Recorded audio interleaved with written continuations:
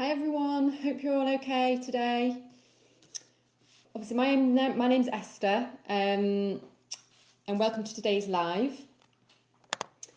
As promised, I'm going to be helping you over the next few days to change your relationship with food.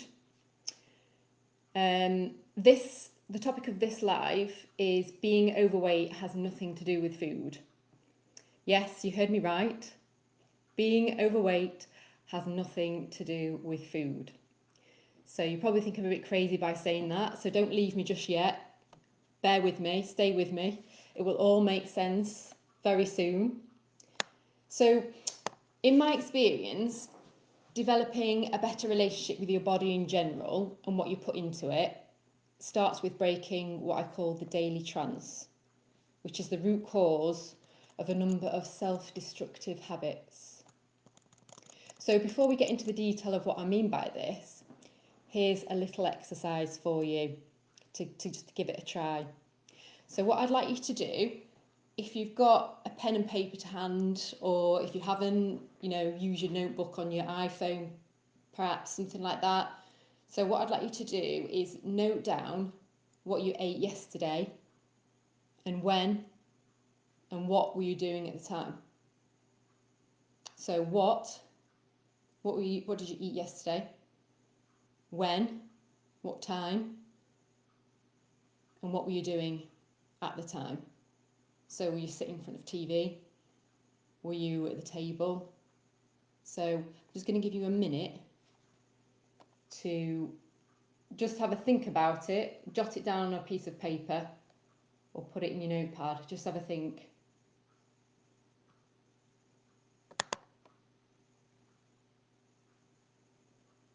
Hi Becky, hope you're well. Do you remember what you ate yesterday and when and where? What were you doing? So just put some notes in, just put in the comment box. Anybody who's listening, what, if you remember, just put a yes in the comment box.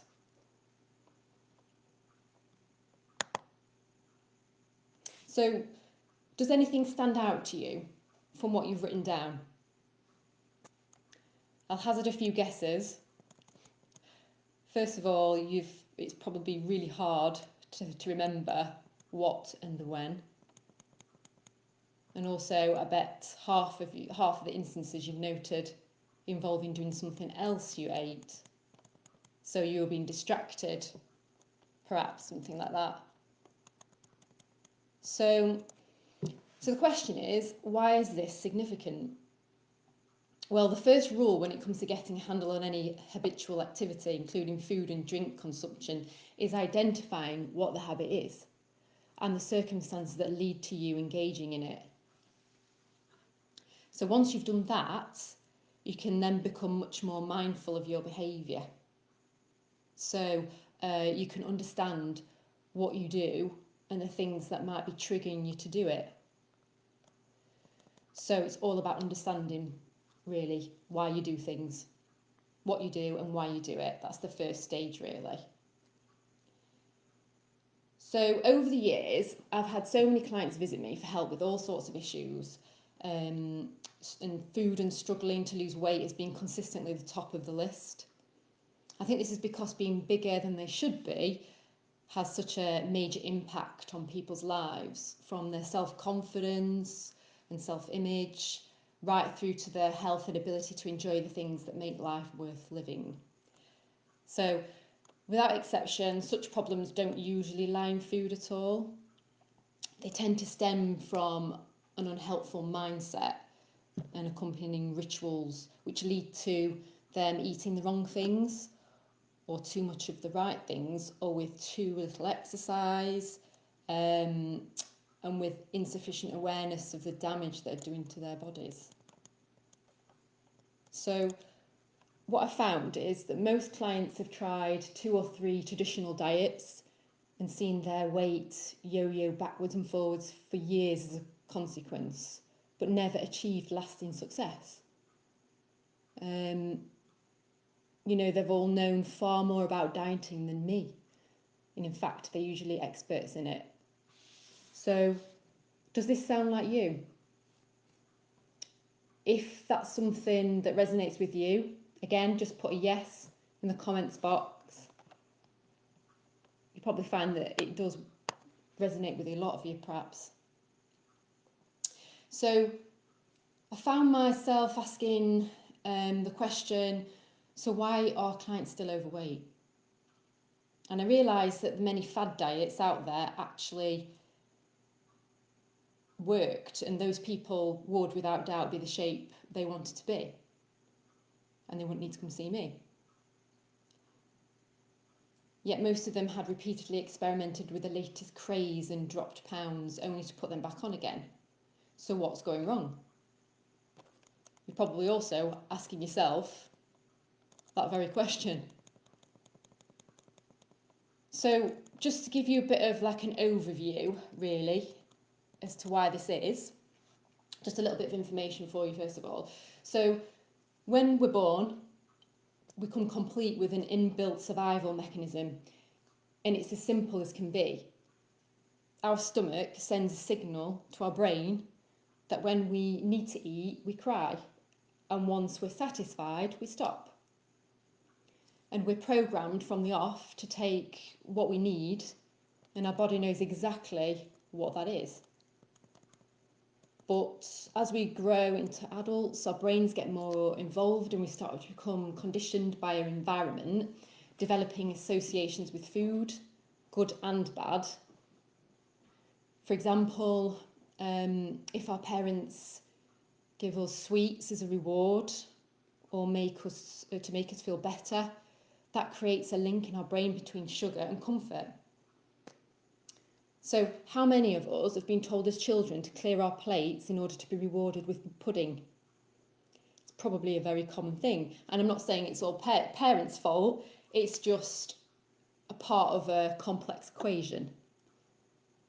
So this is just one example of how natural instinct about when we've had enough and need to stop eating gets clouded by our conditioning. Also, similarly, being deprived as a child for whatever reason can lead to binge eating tendencies later in life, once those restrictions are taken away. So in my experience, there are several reasons why diets don't work. But the fundamental one is these kinds of connections. Because diets only address the physical results of our indulgence and don't change how we think. They don't address the real underlying problem. For example, you won't put a sticking plaster over a 6-inch wound and expect it to heal. And this is no different. So wonder diets, crash plans, a plethora of number crunching equations, colour combinations and health inducing halos, protein only, fat for fit, sugar fit and fasting focused. Most of us have tried some form of fad diet at one time or another and ended up somewhat dissatisfied with the outcome. Again, does this sound like you? In fact, most meal plans, regimes and lifestyle options, call them what you will, I've ever come across actually increase the diet's obsession with food. And it's often possible to cheat the system too. So who hasn't avoided eating or drinking a few hours before a weekly weigh-in just to dupe the scales? And then gone and undone all their good work just after. Go on, you can admit it, no one's listening. Then there's the fact that diets are so focused on weight in the first place, when it's a range of factors that are important, such as overall body shape, size, muscle tone and ratio. I think the fundamental issue is that we've lost sight of the basic principles on which the human species relies, which is eating only what we need, of all kinds of food, in moderation, and exercising more, moving more. So the trick, or one of the tricks, is to visualise the shape you want to be and why. Which sounds too simple, but it's extremely powerful, and it's helped lots of other clients before. So the trick is to concentrate on all the positive things looking different will enable you to do. How would it change your life? In what way? So be specific. And imagine the doors it will open. Whether that's being able to walk your children to school, complete a life challenge like climbing a mountain or doing a marathon, I don't know, to live long enough to fulfill your dreams, or simply get to the top of the stairs without being out of breath. So you'll be amazed how much more likely you are to succeed if you focus on the positives of what you want to achieve rather than the demotivating, that's a word, facts of what you need to do to get there. So I'm just in the process and nearly completed a workbook to send out to people to help people learn how to visualise better, to improve their visualisation skills, because it is a skill. There's a technique to it to help you reach your goals, and in this case become slimmer, reduce dress size, reduce trouser size, to do the things you want to do when you've got to that weight loss goal. So if you'd like a copy of this workbook, completely free, just simply type in the comment box, "See myself slim," and I can send this as a personal message to you. So just send that now. If you want that, like I said, it's a guide and it'll help you, hopefully help you to be able to achieve your goals by improving your visualisation skills. Just comment now, "See myself slim," and I'll send this over to you. So I'll be back live tomorrow at the same time with helping you to identify the type of eater you are, because there are different types of eaters, different types of people. You'd be surprised how many different types there are, and also what you can do about it. So thanks for joining me again on this live. Any questions that you've got about what I've said, just let me know. And obviously, if you can share this with other people you might know that would benefit from this, that would be great. I'd really appreciate that. So again, thanks very much, and I'll look forward to seeing you tomorrow.